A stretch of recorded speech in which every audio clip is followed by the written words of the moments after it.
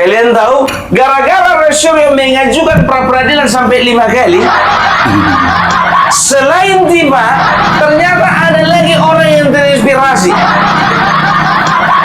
Tersangka koruptor yang bernama Febri Adriansyah, yang punya 74 kg emas dan uang sekitar 540 miliar. Keleng-keleng kepala gitu. Apakah sekarang Roy Suryo sudah menjadi teladan bagi para koruptor? Parah. Hanya Anda yang bisa menjawab semuanya itu.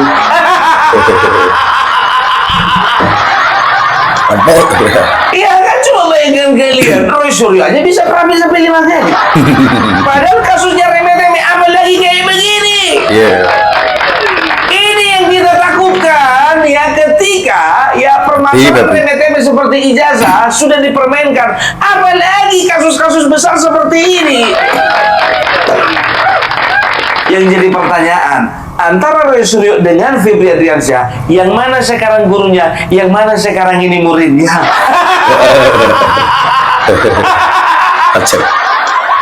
Dari sisi hukum sudah pasti Febri Adriansyah jauh lebih senior daripada Roy Suryo. Kalau bicara pra-peradilan, Roy Suryo dulu bikin pra-peradilan sampai 5 kali, setelah itu Febri Adriansyah baru sekali.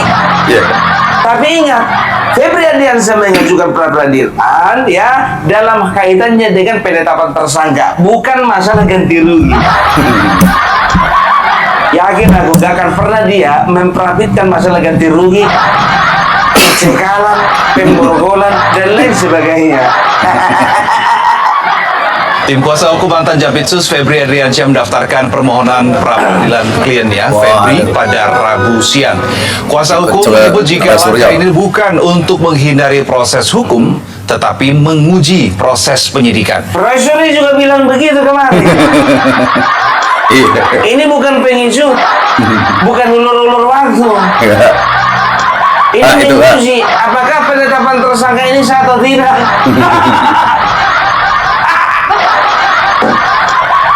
Tim kuasa hukum klaim ada 9 dugaan pelanggaran prosedur seperti proses penyidikan, penetapan tersangka hingga penahanan klien mereka, penggunaan pasal yang dinilai tidak berlaku. Materi ini adalah persoalan administrasi dan proses-proses dilakukan upaya paksa. Nah, proses-proses upaya paksa ini yang kami ajukan keberatan-keberatannya. Di antaranya seperti tadi dia bilangin abang kita, masalah di proses penyidikan, adanya yang harus mengikuti ketentuan proses. Ya, kalau lebih konkretnya mungkin ya, apakah mungkin seorang penyidik yang memerintahkan langsung untuk membuat penetapan tersangka? Mungkin seperti itu. Nanti kita persilakan saja. Ya, uji kalian lah. Gak tahu tanggal ujinya sama nggak sama Roy Suryo. Kita lihat aja nanti tanggal ujiannya Febri Adriansyah dengan tanggal ujiannya Roy Suryo. Apakah sama-sama tanggal ujiannya? Dan kalau Roy Suryo tanggal ujian apa berbeda pengujian? Aduh, dan tahu nggak kalian kemarin itu ya ternyata diperiksa untuk kedua kalinya, dilakukan penggeledahan ya, dilakukan penggeledahan sekali lagi. Dan tahu nggak kalian ya tiba-tiba ada 2 berangkas selain berangkas yang pertama ditemukan ya, ada 2 lagi berangkas yang ditemukan, tapi isinya sudah kosong. Kemana itu? Sudah kosong, udah keduluan nih. Bayangkan, kita nggak bisa nggak bisa tebak ya kan? Apakah di berangkas yang satu lagi ada 100 kg emas, yang satu lagi ada 200 kg emas? Dan kalau di berangkas yang satu ya ditemukan 540 miliar, bisa saja di berangkas yang satu lagi ditemukan sekitar 1 triliun, di berangkas yang satu lagi juga 1 triliun. Kita nggak bisa tebak itu, kawan. Sebanyak berapa uang? Apakah hanya yang 400 miliar lebih? 540 sama 74. Iya, bersama 74 itu kira-kira. Ada yang menyampaikan kalau ini faktanya ada, tapi angkanya apa? Bahwa di dalam rumah yang Jalan Radio Dalam itu, Jalan Radio 1 itu, yang kemarin digeledah itu ada 2 berangkas. Tapi teman-teman tim 9 ya tidak berani mengumumkan karena kosong, malu kan gitu kan, karena terlalu terlambat. Saya yakin tidak mungkin itu kosong, gitu aja. Nah, isinya apakah sama dengan yang si Sentul? Saya tidak bisa menebaknya karena tidak sempat ngintip gitu. Tapi itulah yang nyatanya. Bahkan saya punya ukurannya, berangkasnya itu berapa kali berapa. Boleh dibuka di belakang dong. Ya ntar. Mudah-mudahan. Sebentar. Ternyata selain dari rumah yang Sentul, diperiksa juga di rumah Radio Dalam. Di Sentul itulah rumahnya yang kedapatan merangkas di dalamnya isi uang 550 miliar dan juga emas sekitar 74 kilogram. Yang di Radio Dalam ada 2 berangkas, tapi dua-duanya kosong. Wah, disimpan di mana itu? Terlambat sudah kau datang padaku setelah kau periksa yang itu. Hilang sudah. Kini isinya diambil dulu. Kau biarkan menghilang dulu. Ternyata isi berangkas raib di dalam waktu. Wow, luar biasa ini. Ternyata ingat ya, bukan cuma 1 berangkas, ada 2 berangkas lagi. 2 berangkas di Radio Dalam. Dua-duanya itu kosong gara-gara terlambat. Inilah polisi-polisi di Indonesia atau penegak hukum di Indonesia. Bukan di Indonesia saja, di India itu juga. Kalau dipilih-pilih India, ya kan? Terjadi dulu kecelakaan baru datang polisi. Gak bisa kayak di negara Eropa gitu, ada antisipasi. Bermati sudah. Catatan saya masih ada. Gitu. Mana ya? 2 kali 2 kali 1. 2 kali 2 Dari 1. kali 1. Ya. Kan ada 2 tuh. 1 aja gini maksudnya. 2 meter. 2 meter, isi ke dalamnya 1 meter, kira-kira gitu nilainya. Itu yang diduga yang utama. Yang satunya mungkin di kamar anaknya ya lebih kecil. Berapa ukurannya? Ya lebih kecil katanya gitu sih. Tapi yang itu dan bahkan kalau tidak salah itu sudah diketahui oleh penegak hukum yang masang siapa gitu. Jadi kenapa bisa menggambarkan 2 meter, lebarnya 2 meter, terus kedalamannya 1 meter gitu. Nah, kalau itu misalnya diisi emas bang, gitu, bisa 77.000 batang. Yang sekilonya sekiloan gitu, alias 77 ton. Kalau diisi loh ya. Isinya emas apa uang? Enggak kosong masalahnya. Dari yang Anda tahu sebenarnya isinya itu uang apa emas? Iya, uang lah kira-kira gitu. Ada uang. Baik, kan udah bilang kan, udah bilang tadi, ya udah bilang sama kalian. Kalau yang di Sentul itu yang kita 74 kilogram emas, yang dijual lagi ini diperkirakan loh ya. Mana tahu menurut keyakinanku lebih banyak. Kalau dimasukkan mas bayangkan kalian 2 meter berangkas itu besar itu biar tahu kalian biar tahu ya aku dan juga bapakku bisa dimasukkan ke dalam. Udah besarnya begini 2 meter kali 2 meter dalamnya 1 meter 4 orang kayak Om Parbelang bisa masuk. Kalau diisi batangan emas yang 1 kilogram itu bisa sampai 77.000 batang. Mengerikan dia betul, mengerikan. Jangan Jadi penuh di itu Pak. sinilah sebetulnya ya minta maaf ya kayak di film-film itu. Ya kan, ini kayak di film-film lah aku bilang ya. Jadi kalau misalnya ada polisi kayak di film-film lo ya. Ada polisi nangkap penjahatnya ini katakanlah bandar narkoba kan begitu. Ya, dapatlah misalnya 1 ton yang ditujukan cuma 100 kilo. 900 kilo di mana diamankan? Untuk apa dijual lagi? Di film-film lo ya, di film-film. Jadi jangan terlalu percaya kalian yang 74 kilogram itu kayaknya itu bukan semua itu. Ada lagi yang lain itu. Ada lagi itu. Nah, kalian masih ingat nggak ya kalian masih ingat nggak waktu apa namanya waktu kemarin itu ya Jaksa Agung ya waktu kejaksaan memamerkan uang ya bertumpuk-tumpuk di gunung-gunung ya kita pun serasa pengen tidur di situ begitu. Yakin aku kalau kita tidur di atas ruang itu pasti mimpi indah. Pasti mimpi indah. Walaupun itu uang haram yang kita tidur itu. Pasti mimpi indah. Itu dengan katanya hasil tangkapan 11 miliar. Yang ditunjukkan cuma 11 triliun. Yang ditunjukkan cuma 2 triliun. 1,9 triliun. Kan begitu. Di mana 8,1 triliun lagi? Apakah dibagi-bagi? Masuk berangkas. Apakah sebagian masuk perangkas yang disentuh, sebagian masuk perangkas yang ada di radio dalam? Kacau Isra. Aduh luar biasa. Ketika Kejaksaan Agung ya di bawah kemencorongan Febri ya mengatakan bahwa sitaan ini nilainya 11 triliun untuk mengglorifikasi kesuksesan ya. Tapi ketika dia lelang 1,9 triliun Jiwasraya nih. bukan Gunung Barat Utama. Oke, apa indikasi di situ? Indikasinya begini, ya indikasinya. Pertama, pihak pembeli Gunung Bara Utama diduga adalah pemilik awal, ya. Kemudian perusahaan ini baru didirikan, kalau tidak salah 4 bulan sebelum ikut lelang, ya. Kemudian perusahaan ini diinformasikan mendapatkan pinjaman dari bank pemerintah 2,5 triliun, ya. Padahal perusahaan ini belum melakukan kegiatan sebagai bisnis tambang sebagai core bisnisnya.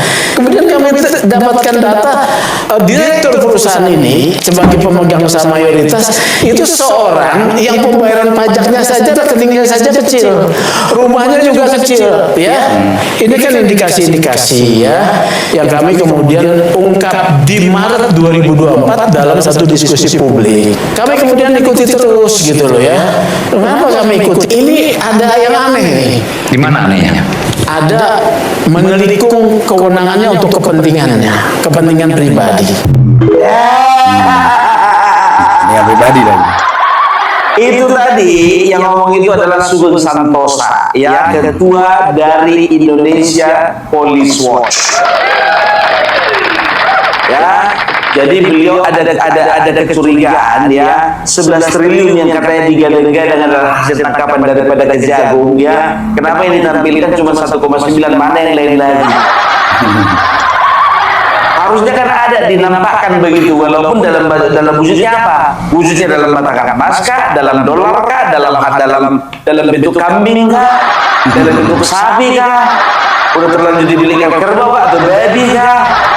Ditunjukkan dong faktanya gitu ya, realnya gitu ya. Jadi aku Santosa melihat ada kecurigaan bahwasanya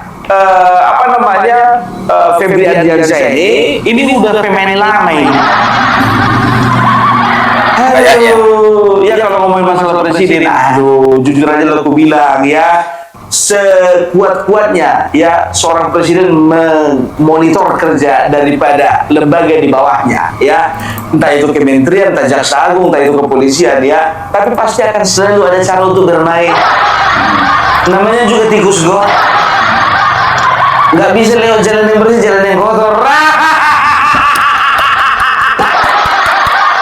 Kisah usang tikus-tikus kantor yang suka berenang di sungai yang kotor.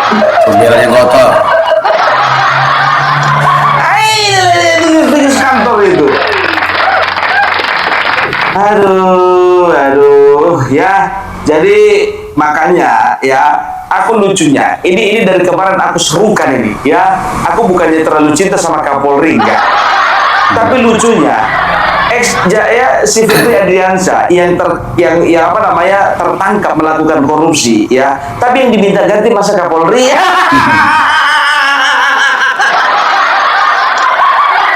Kepalanya itu biar tahu kalian Jaksa Agung. Itu Jampitsus itu, Jaksa Agung Muda Pidana Khusus, itu tepat di bawahnya Jaksa Agung. jawab ya dengan tingkah laku anak buahnya itu pasti atasannya. Sejak kapan Jampitsus di bawah Kapolri? Justru lembaga kepolisian yang menangkap. Masa yang menangkap, yang menangkap yang yang diganti. Gitu.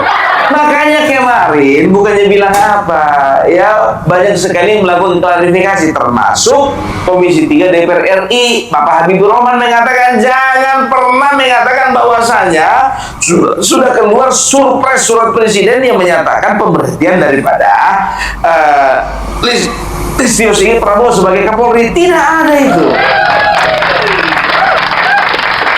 Ya, dan ini jujur aja gue bilang sama kalian, ya, yang punya beban moral itu bukan Kapolri, yang punya beban moral itu bukan cuma presiden, yang punya beban moral itu bukan ketua KPK, tapi yang punya beban moral adalah Jaksa Agung. Saya nggak mengatakan Pak Jaksa Agung itu salah terlibat, tetapi di depan mata dia sebagai atasan, kasus yang begitu banyaknya terjadi, dia punya tanggung jawab kelembagaan, ya, pengawasan, pembinaan, pengarahan kepada kinerja Jampitsus. Dia sudah tidak punya posisi moral lagi nih sebetulnya, ya. Tapi kan dia terlibat.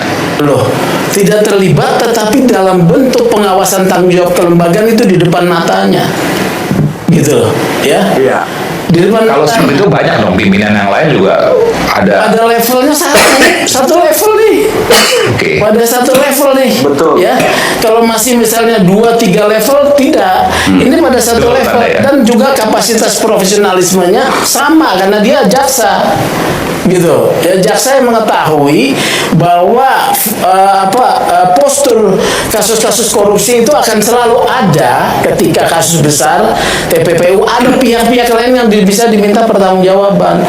Ada pihak yang memang harus di depan matanya ada penyerahan uang 27M yang dipublikasi, ya. Dan harusnya ada yang diminta pertanggungjawaban. Iya. Uang itu punya siapa? Ini tidak, gitu loh. Ketika bawahannya mensortir, tidak kemudian menyidik orang yang berinisial D yang adalah mantan menteri, ini sudah kekeliruan kelembagaan. Dan tanggung jawab kelembagaan ada pada pimpinannya. Ini argumentasinya kami. Karena itu membantu komisi tim 9 seperti tadi saya katakan Pak Jaksa Agung coba nonaktif lah. Dan tentu ini keputusan presiden, ya. Ngeri kali langsung disuruh nonaktif. Langsung lah ngapain? Langsung disuruh nonaktif, Pak. Keren. Tapi memang itu, yang beban moralnya itu ada di Jaksa Agung. Yang lucunya kan, ada permainan apa sih Kapolri yang disuruh ganti? Ngilangin. Kita harus jeli dalam memandang sebuah masalah, ya, walaupun masalah itu jelimet. Ya, itu dia. Makanya dibentuklah sebuah tim 9, ya. Tim 9 dari kejaksaan dibentuk karena apa, ya? Jadi tim 9 ini dibentuk, ya, dari kumpulan daripada jaksa-jaksa yang bukan di bawah satuan Jampitsus. Jadi supaya bisa lebih independen menurut mereka, bukan menurut kita.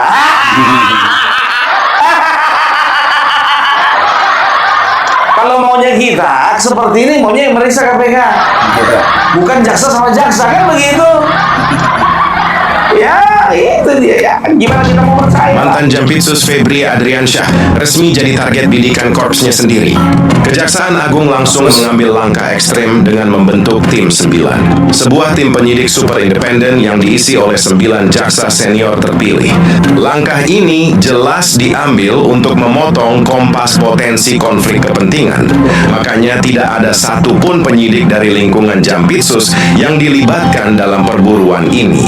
Menariknya, Personel yang diterjunkan bukanlah nama sembarangan, melainkan para jaksa yang pernah bertugas di Komisi Pemberantasan Korupsi, sehingga dinilai memiliki integritas dan rekam jejak yang mumpuni dalam menangani kasus kompleks.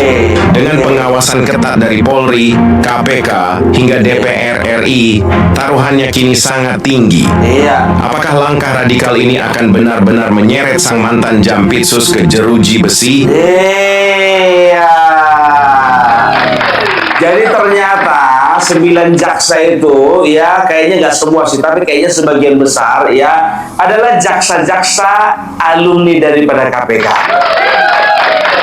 Jadi walaupun kejaksaan ya yang menangani masalah ini, tetap ada monitoring dari DPR RI, setelah itu dari KPK dan juga dari Kepolisian Republik Indonesia. Kalau bicara mau percaya atau tidak, sulit dipercaya juga sih. Tapi kita serahkanlah itu semuanya ya kepada yang berwajib. Iya. Dan kemarin ya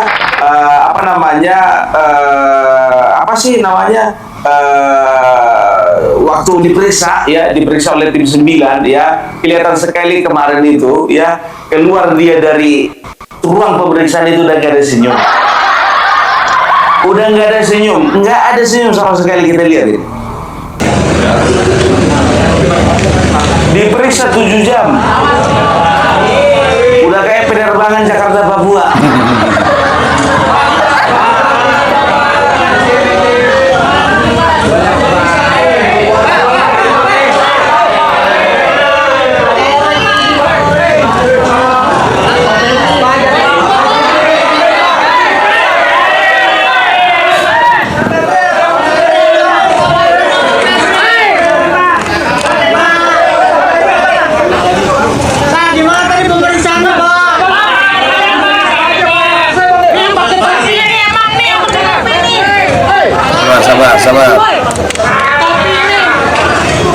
Sabar weh.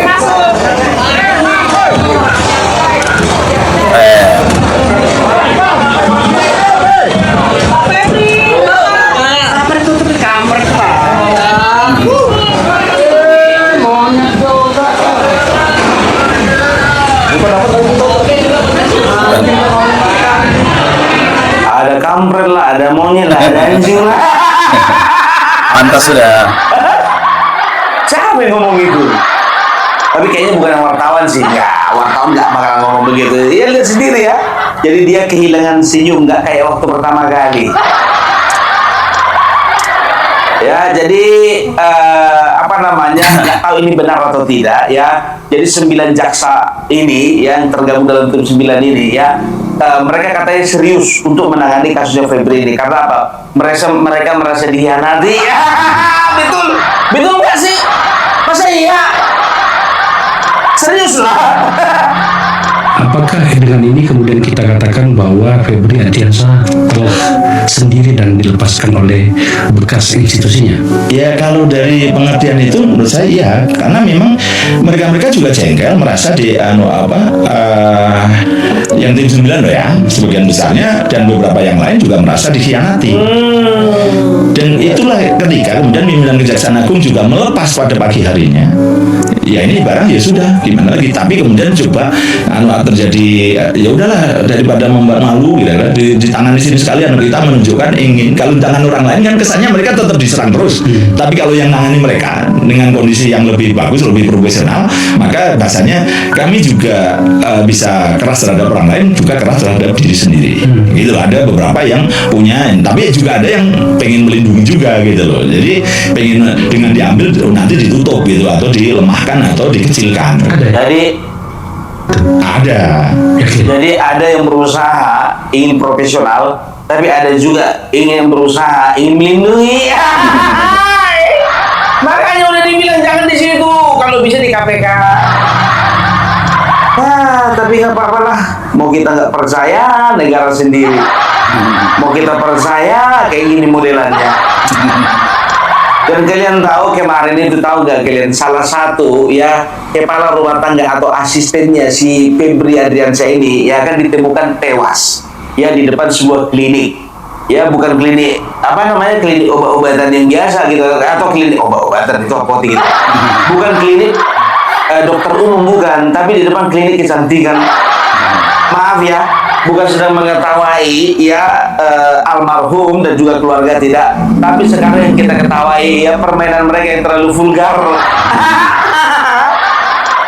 Dan tahu nggak kalian, keluarga itu dituduh katanya gara-gara menerima uang 1 miliar, makanya mereka nggak mau lapor polisi. Dan sekarang mereka udah mau lapor polisi. Keluarga dari Bapak Sutrimo, ya kita dengarkan ini. Terkait dengan dugaan adanya dugaan kejanggalan di berita ya, karena kalau keluarga tahunya sebenarnya pada saat itu tidak ada kejanggalan ya Mas ya, sudah ada kejanggalan, sudah bersih gitu kan. Pada saat itu tahu-tahu kan karena dari berita, karena simpang siur berita begitu kan segala macam, apalagi mohon maaf ada tuduhan katanya keluarga itu nggak melapor gara-gara dapat uang 1 miliar ya. Artinya keluarga juga ingin tahu, ingin memastikan ya kepastian hukumnya seperti apa, apakah itu memang kematiannya wajar atau tidak. Itu saja. Keluarga tidak punya siapa terlapornya dan lain-lain, diserahkan semuanya kepada penyidik. Seperti itu ya. Itu udah ada kemungkinan untuk keluarga minta diotopsi ulang atau gimana? Kalau kami itu biar prosedur hukum, tapi pada prinsipnya kooperatif ya. Ya, itu aja. Jelas. Berarti intinya misalkan ada ekshumasi nggak keberatan gitu ya? Kalau itu memang sudah ketentuan hukum ya, asalnya keberatan tentu. Salah satunya ini juga ya, tadi juga kami ini tadi rapat keluarga sampai 2 hari betul-betul. Baru tadi kenapa sampai malam, karena tadi mendengar semua. Jadi kalau ada perwakilan ini semata memang sudah kesepakatan keluarga, akhirnya ya sudah laporan. Tapi Laporan malam ini apa Mbak? laporan malam ini hanya terkait dengan prinsipnya belum sampai boleh keluarga yang minta kepastian hukum tadi. Ya, keluarga semua minta kepastian hukum terkait meninggalnya saudara putrinya. Dan itu aja. Maksudnya spesifiknya apa? Kepastian hukum penyebab kematian atau apa? Iya, wajar apa tidak gitu loh. Wajarnya cuma itu ada. Itu aja, karena kan berita simpang Ya, siur ya. kita juga sudah hasil kesana sini juga kayak tidak enak didengar aja gitu, mengganggu lingkungan sekitar buat keluarga, juga lingkungan masyarakat di Desa Lahar itu. Ininya apa? Kepastian aja gitu. Dalam artinya kan udah dimakamkan ya. Terus seandainya digali atau diotopsi itu merelakan? Sebenarnya sih buat keluarga nggak merelakan buat digali lagi. Cuma ya kalau memang dari negara dibutuhkan buat otopsi atau kepastian itu Mau tidak mau tidak mau. Harus diikuti ya. Ya, Bersedia. Iya. Ya, mudah-mudahan ya keluarga bisa kooperatif dengan pihak penyidik, ya entah itu penyidik dari kepolisian atau daripada kejaksaan ya. Ya, yang penting ini menepis rumor bahwasannya keluarga mendapatkan 1 miliar. Ya. Nah, ada kejanggalan-kejanggalan sebetulnya yang disoroti dalam sebuah acara televisi kemarin. Salah satunya ya ada TKP ya, ada diduga ya TKP tempat ditemukannya si Sutrimo ini ya. Ini ternyata TKP ini sudah dirusak. Kita dengarkan sebentar. Dia dari Banyumas dipanggil ke Jakarta, setiba di Jakarta tewas. Nah, jadi kemudian tewasnya itu Dipanggil untuk dibunuh. Coba sebentar. datang ke Jakarta untuk mati. Ke Jakarta untuk mati. Iya. Yang jadi anehnya Bang, berdasarkan informasi intelijen ya, yang bersangkutan ini sudah dimandikan jenazahnya, dibersihkan. Sebelum dia TKP tidak dapat tuh, soalnya kan di situ. Sebelum dibawa ke rumah sakit Muhammadiyah. Dan anehnya bagaimana? TKP-nya itu dirusak. TKP dirusak di Morden itu, klinik Morden. Ya, itu sudah ada rilis daripada Polri. Saya bersama. TKP-nya dirusakkan. Nah, ini jadi pertanyaan kita ini. Siapa yang merusak dan apa tujuannya sehingga TKP dirusak? Ya, kita akan bahas itu. Kita akan dalami itu. Tapi nggak sekarang karena panjang kali waktunya. Ya, kita akan bahas mengenai permasalahan tentang kematian daripada asisten rumah tangga ya, daripada ex-Jampitsus ya. Itu butuh waktu khusus ya. Jadi itu dulu dari Kumpar Belak ya. Kita akan lihat bagaimana apakah kejaksaan memang serius ingin mengusut ini secara tuntas, apakah mereka memang betul-betul ya bisa mampu menjebloskan si Febri Ardiansyah ke dalam penjara, ataukah ya mereka akan takluk dengan siapa yang akan melindungi Febri Ardiansyah. Biasa selalu ada intervensi dan atensi ya. Itulah Indonesia. Sedangkan kasusnya si Roy Suryo aja, menurutku kayaknya ya ada intervensi. Mulai dari awal sampai sekarang kok ada keanehan ya menurutku. Apalagi kayak gini, bos besar ini wah, kelas kakap ini, bukan kelas seri. Wah, seru ini seru. Itu dulu dari Bupar bilang sama NKRI harga mati.